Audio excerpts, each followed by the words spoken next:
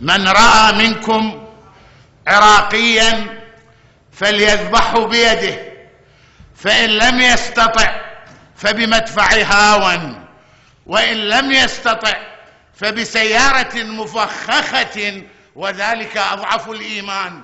رواه القرضاوي.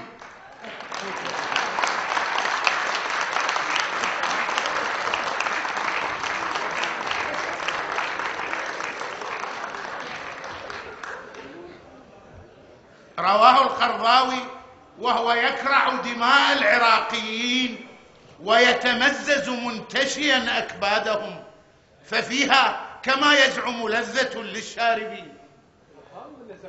هذه الدماء وأنت تقرض بالكبود، أعراقي وحقود. ونصبر، فلقد خلق الله العراقيين من طينة أيوب مازجا معها علم آدم وحلم إبراهيم. وما ذبحناهم ولكن كانوا أنفسهم يذبحون. قالها مفت من اليمن السعيد. وقد سكننا مقابرهم أيام هبل، وهو يخزن القاتل في قيلولة يقلب فيها خصيتيه ذات اليمين وذات الشمال، وما من معين فيدعو إلى حملة للتبرع بالخناجر اليمنية ليقدمها لاحثة إلى الملثمين، واعدا المتبرعين بالجنة وبدنان من الدم العراقي تسكر الكافر قبل المؤمن.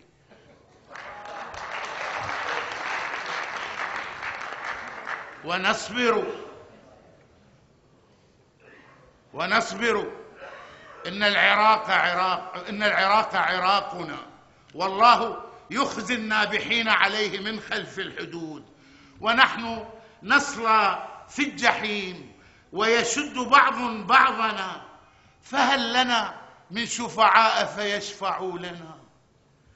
أما من رجل في هذه الأمة التي تطلب القتل من المهد إلى اللحد وتفتي مخالفة أنبياءها؟